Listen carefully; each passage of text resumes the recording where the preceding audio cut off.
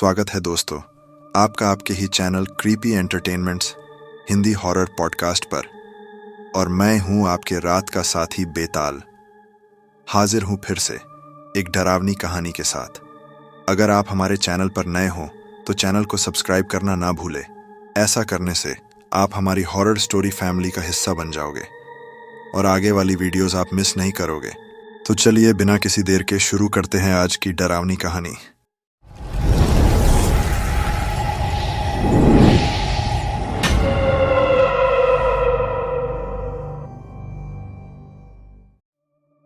यह किस्सा है तकरीबन 3 साल पहले का। वो भयंकर सर्दियों की काली रात थी। दिल्ली जैसे शहर में सर्दियों की रातें अकेले नहीं आती, वो साथ लाती हैं बर्फीली हवाएं, घना कोहरा और कभी कभी कुछ ऐसी अनहोनी हो जाती है जिसकी हम कल्पना भी नहीं कर सकते। उस दिन मेरी कार सर्विसिंग के लिए गई हुई थी। तकरीबन शाम 7 बजे मुझे सफदरजंग एनक्लेव से मयूर विहार जाना था, अपने एक पुराने दोस्त रोहन के घर डिनर करने। ये अच्छा हुआ कि मेरे पड़ोसी ने मुझे लिफ्ट दे दी। रोहन से सालों बाद मिला था। उसकी बहुत ही खूबसूरत वाइफ और 2 साल की क्यूट सी बेटी। उनसे भी फर्स्ट टाइम मिलकर बहुत अच्छा लगा। ड्रिंक और डिनर करते गप्पे मारते कब 12 बज गए पता ही नहीं चला। बीच बीच में ख्याल आ रहा था, आज मेरे पास कार नहीं है, थोड़ा जल्दी निकल जाना चाहिए। मगर दोस्त से 5 साल बाद मिला था तो जाने का मन नहीं था। खुद को यही समझाता रहा, किसी ना किसी कैब सर्विस से बुक कर लूंगा। फाइनली उसकी प्यारी सी हैप्पी फैमिली को गुड नाइट कहकर मैं नीचे पार्किंग में आ गया और मोबाइल ऐप से कैब बुक करने लगा। 15 मिनट बीत गए लेकिन कोई कैब ही नहीं मिल रही थी। तभी याद आया, आज तो डेली न्यूज़ में कैब ड्राइवर्स की स्ट्राइक की खबर थी। बहुत देर तक मैंने रास्ते पर वेट किया लेकिन उस दिन पता नहीं क्यों कोई भी सवारी नहीं मिल रही थी। सवारी तो छोड़ो, मुझे रास्ते में कोई जानवर भी नजर नहीं आ रहा था। फाइनली मैंने किस्मत के भरोसे सड़क पर चलना शुरू कर दिया, इस उम्मीद के साथ कि जैसे ऊपर वाले ने आते हुए लिफ्ट अरेंज करवा दी थी, ऐसे ही क्या पता जाते हुए भी कुछ करा दे, कोई लिफ्ट या सवारी। बाहर इतनी सर्दी थी कि मेरी सांसें भारी हो रही थीं। हथेलियां लेदर जैकेट की पॉकेट में भी सुन्न होने लगी थीं। बीच बीच में अकड़ी हुई उंगलियों से अलग अलग कैब सर्विसेज, ट्रैवल एजेंट के नंबर डायल कर रहा था। शायद कोई जुगाड़ हो जाए। इससे कोई फायदा तो हुआ नहीं लेकिन नुकसान जरूर हो गया। इस तन्हा रात का मेरा अकेला साथी, मेरा फोन पूरी तरह डिस्चार्ज होकर 1.5 हो गया। तो अब यह तय था कि मैं खुद किसी की मदद तक नहीं पहुंच सकता था। वापस जाने के जरिए की खोज में घंटा भर बीत गया था। मैं तकरीबन 3-4 किलोमीटर चल चुका था। सड़क पर जो 1-2 लोग आते जाते दिख रहे थे वो भी दिखने बंद हो गए थे। अब मेरी धड़कन यह सोचकर बढ़ती जा रही थी कि आगे इस सड़क पर मुझे अकेले ही चलना होगा। उस कब्रिस्तान को अकेले ही पार करना होगा जहां हजारों जिस्म दफन हैं और शायद रूहें भी, जिनके किस्से मैंने बचपन में बड़े भाई से सुने।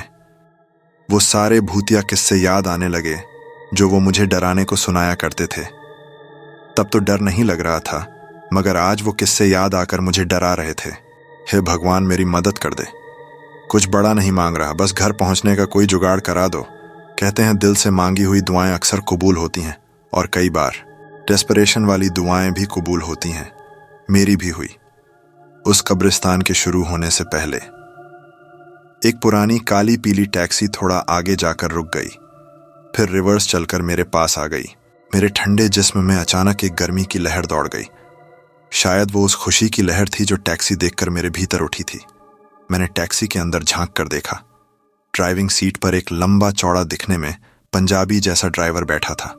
उसने पुराने जमाने की टैक्सी ड्राइवर वाली खाकी यूनिफॉर्म पहनी थी। उम्र कोई 40 के आसपास होगी।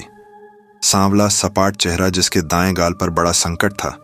सिर पर सफेद बैंडेज बंधी थी, शायद हाल ही में कोई चोट लगी थी। उसकी 2 गोल भूरी ठहरी हुई आंखों को देखकर मैं भूल ही गया कि मुझे कहाँ जाना है। बैठो, मैं छोड़ दूंगा। कब्रिस्तान से इस वक्त अकेले गुजरना ठीक नहीं है, ड्राइवर ने भारी आवाज में कहा। मुझे सफदरजंग एनक्लेव जाना है, बताते हुए मैंने मन ही मन ऊपर वाले का शुक्रिया कहा और टैक्सी में बैठने लगा। बैठते ही मुझे बड़ी अजीब फीलिंग आई।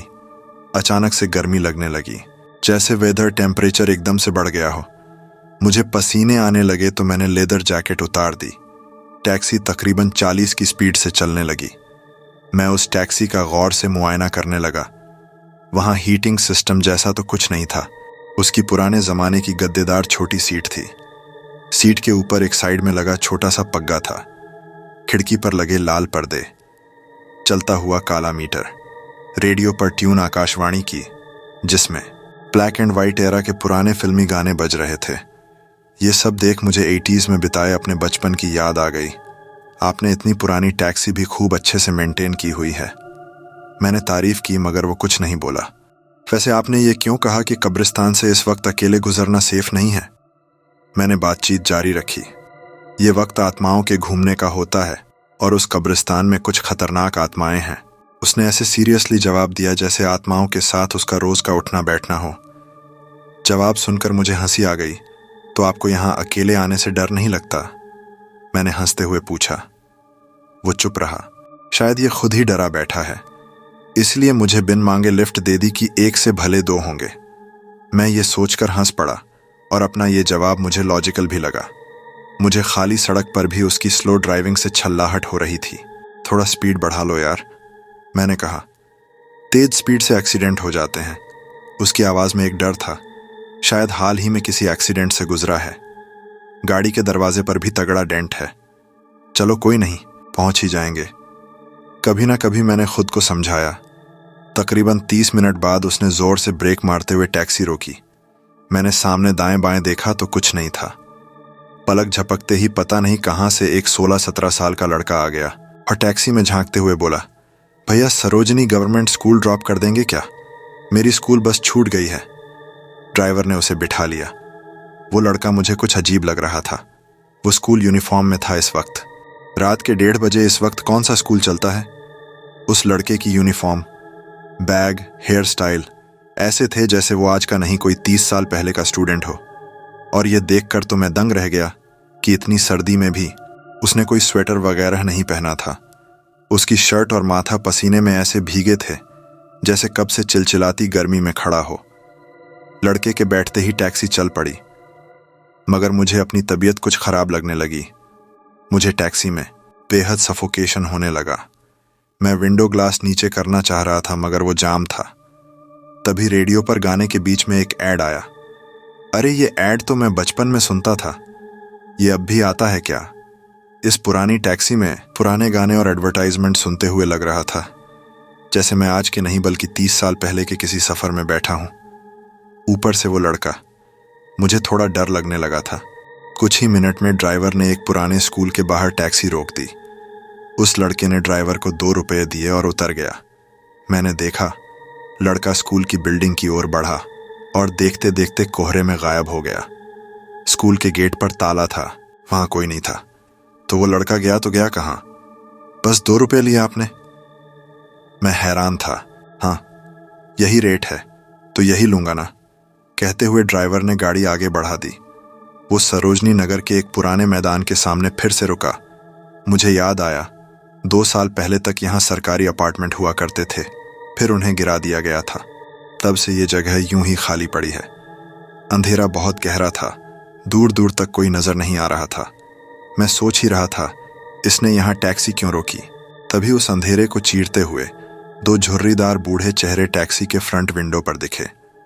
वो कोई 80 साल के आसपास का सीनियर सिटीजन कपल था। बेटा, हमें सफदरजंग हॉस्पिटल जाना है, उस बुजुर्ग ने कहा। दोनों दिखने में काफी बीमार लग रहे थे। ड्राइवर ने अंकल को आगे बैठा लिया और उनकी पत्नी पीछे मेरे पास बैठ गई। आंटी अपने पति से कुछ ना कुछ पूछ रही थी। घर का दरवाजा तो ठीक से बंद किया ना?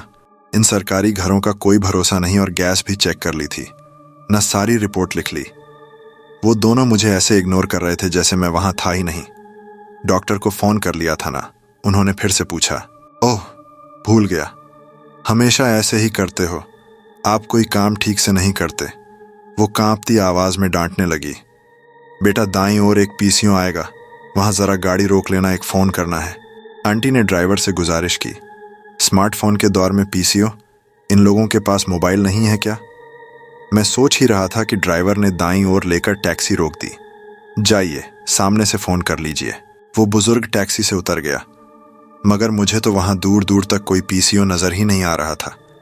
वो आंटी जोर जोर से खांस रही थी। मैंने उन्हें पानी ऑफर किया, मगर वो मुझे पूरी तरह इग्नोर कर रही थी। मैंने उन्हें ध्यान से देखा। उनके हाथ में किसी डॉक्टर का लिखा प्रिस्क्रिप्शन था। ये क्या? प्रिस्क्रिप्शन पर यह कौन सी तारीख है? 7 मई 1982। 1982? इतना पुराना प्रिस्क्रिप्शन। आज कुछ ज्यादा ही चढ़ गई। शायद मैं होश में नहीं हूं। कैसे कैसे ब्रह्म हो रहे हैं, जैसे किसी पुराने सफर का हिस्सा बन गया हूं। तभी मेरी नजर उनके पैरों पर पड़ी। मैं सदमे में आ गया। अरे ये क्या? इनके पैर तो उल्टे हैं। तो क्या ये भूत है? मैं बुरी तरह डर गया। चिल्लाना चाह रहा था, टैक्सी से उतरकर भागना चाह रहा था, मगर जैसे मेरा खुद पर कोई कंट्रोल ही नहीं रह गया था। ये क्या हो रहा है मेरे साथ? मैं हिल क्यों नहीं पा रहा हूं? क्या मुझे स्लीप पैरालिसिस हुआ है? क्या ये कोई सपना चल रहा है जो मैं टैक्सी में बैठा नींद में देख रहा हूं? मैं जितना समझने की कोशिश कर रहा था, उतना उलझता जा रहा था। हालात मेरे काबू में नहीं थे। वो अंकल टैक्सी में आकर वापस बैठ चुके थे और मैं डरा सहमा सब कुछ चुपचाप देख रहा था। कितनी बार कोशिश की ड्राइवर को इशारे से कुछ बताऊं, मगर वो भी अपनी धुन में मस्त था। कुछ ही मिनटों में ड्राइवर ने उन्हें हॉस्पिटल के बाहर ड्रॉप किया, वो भी बस 3 रुपये में। वो धीरे धीरे चलने वाले बूढ़े टैक्सी से उतरते ही कहाँ गायब हो गए पता नहीं। बस मुझे अब इतना सुकून था कि मेरा घर अब पास ही था। मैं तुम्हें सफदरजंग के टैक्सी स्टैंड छोड़ दूंगा, मैं उससे आगे नहीं जाता, ड्राइवर ने कहा। मुझे भी थोड़ा रिलीफ मिला कि चलो, अब मैं इस खौफनाक सफर से बाहर निकलूंगा और आज के बाद उस कब्रिस्तान वाले रास्ते पर कभी नहीं जाऊंगा। कुछ ही मिनट में टैक्सी स्टैंड आ गया। टैक्सी के रुकते ही मेरा शरीर हिलने डुलने के काबिल हुआ। मैंने तेजी से टैक्सी का लॉक खोला और तुरंत बाहर निकल ऐसे भागा जैसे कोई बुरा साया मेरे पीछे पड़ा हो। तभी याद आया मैंने टैक्सी का भाड़ा तो दिया ही नहीं। मैं तुरंत पीछे मुड़ा तो देखा वहां कोई नहीं था। मैंने आसपास हर जगह नजरें दौड़ा ली, मगर दूर दूर तक कोई नहीं था। मैं फिर डर से थर-थर कांपने लगा। कहीं वो ड्राइवर भी तो भूत नहीं था। सोचकर मेरी हालत खराब हो गई और मैं तेजी से घर भाग गया। मुझे नहीं पता था ये जो मेरे साथ घटा है ये हकीकत है या कोई सपना, मगर मैं एक पल के लिए भी उस खौफनाक सफर को याद रखना नहीं चाहता था। मैं घर जाकर सो गया। अगले दिन मेरी आंख खुली। रात का नशा भी उतर गया था। मैं अपने बिस्तर पर सही सलामत था, फिर भी वो खौफनाक सफर मेरे दिमाग पर हावी था। वो ड्राइवर, टैक्सी, लड़का, सभी के चेहरे मेरी आंखों के आगे सवाल बन के घूम रहे थे, जिनके जवाब ढूंढने में सुबह उस टैक्सी स्टैंड पर पहुंच गया जहां रात मुझे उस टैक्सी ने ड्रॉप किया था। हल्की हल्की धूप में ठीक वैसे ही एक काली पीली टैक्सी उसी जगह खड़ी थी, धूल और जालों में लिपटी। उसके चारों टायर पिचके हुए थे। यकीन नहीं हो रहा था कि रात इसी ने मुझे ड्रॉप किया था। इसीलिए मैंने विंडो ग्लास से धूल हटाकर अंदर झांकने की कोशिश की। डैशबोर्ड पर लगा साईं बाबा का स्टैच्यू, राइट बैक डोर पर गहरा डेंट, पीछे शीशे पर एक पुरानी पिक्चर, सत्ते पे सत्ता का बड़ा सा स्टिकर, और ये क्या, बैक सीट पर मेरी लेदर जैकेट भी पड़ी थी जिसे मैं घबराहट में टैक्सी में ही छोड़ आया था। हो ना हो ये वही टैक्सी थी, मगर ये कैसे मुमकिन हो सकता है? बहुत पूछताछ करने पर पता चला कि सालों से यहाँ ऐसी ही खड़ी है। इसके बारे में सिर्फ इस टैक्सी स्टैंड का मालिक ही कुछ बता सकता है। फाइनली मैं टैक्सी स्टैंड के मालिक से मिला। वो 80 साल के एक सरदार जी थे जो थोड़ा झुक कर चल रहे थे। वो बोले ये टैक्सी 30 साल पहले मंगल सिंह नाम का आदमी चलाया करता था, मगर एक एक्सीडेंट में उसकी मौत हो गई थी। तब से यहीं खड़ी है। वैसे तुम इतनी पूछताछ क्यों कर रहे हो? क्योंकि टैक्सी ने रात मुझे यहाँ ड्रॉप किया था। ये तो हो ही नहीं सकता। जरा हालत देखो इसकी, ना इसमें पेट्रोल है ना इसकी मेंटेनेंस हुई है। वैसे भी ये भूतिया गाड़ी है। इसे जिसने चलाने की कोशिश की उसका कुछ ना कुछ बुरा हो गया, इसलिए ये सालों से ऐसी खड़ी है। ये मंगल सिंह दिखता कैसा था? क्या उसके दाएं गाल पर एक बड़ा सा कट था? मेरे सवालों के जवाब अभी भी अधूरे थे। सरदार जी सोच में पड़ गए। पहले तो नहीं था, लेकिन उस एक्सीडेंट में उसका दायां गाल कट गया था। सिर से भी बहुत खून बहा था। मंगल सिंह की आत्मा ने सच में मुझे यहाँ ड्रॉप किया। ये सोचकर ही मेरे पूरे जिस्म में खौफ की सिरहन दौड़ पड़ी। आप मुझे मंगल सिंह के बारे में कुछ और बता सकते हैं? I mean, वो एक्सीडेंट कब हुआ, कैसे हुआ? यही कोई 1982 की बात है। वो कहीं से सरोजिनी नगर आ रहा था। टैक्सी में एक स्कूली लड़का और एक बुढ़ा बुढ़ी भी बैठे थे। मगर रास्ते में टैक्सी एक ट्रक से टकरा गई। तीनों सवारियां मर गईं, मगर मंगल सिंह में थोड़ी सांसें बची रहीं। मैं उसे अस्पताल मिलने गया था तो मरते हुए बस यही कह रहा था, आज उस लड़के का इम्तिहान था। उस दोनों बुजुर्गों को अस्पताल जाना था। काश ये एक्सीडेंट उन्हें ड्रॉप करने के बाद हुआ होता और इसी दुख के साथ वह भी चला गया। सरदार जी बोल रहे थे और मैं सोच रहा था। इसलिए रात को मंगल सिंह उन्हें ड्रॉप कर अपनी अधूरी इच्छा पूरी करता है। मैं तो यूं ही उसके आखिरी सफर का हिस्सा बन गया। मन में ढेरों उलझने ली। मैं वापस घर की ओर लौट रहा था, तभी मुझे अपने पीछे तेज जलती सांसें महसूस हुईं। लगा जैसे किसी ने बाएं कंधे पर भारी हाथ रखा हो। कानों में फुसफुसाहट सुनाई दी। तो आज रात भी सफदरजंग लेवी छोड़ू ना। उम्मीद है आपको ये कहानी पसंद आई होगी। अगर आपने अभी तक हमारे चैनल को सब्सक्राइब नहीं किया है तो अपना प्यार दिखाते हुए सब्सक्राइब कर दें, क्योंकि आपके बिना ये कहानियां अधूरी हैं। तो चलिए मिलते हैं अगले एपिसोड में ऐसी ही एक डरावनी कहानी के साथ। तब तक अपना और अपने परिवार का पूरा ध्यान रखें, क्योंकि डर कभी भी दस्तक दे सकता है।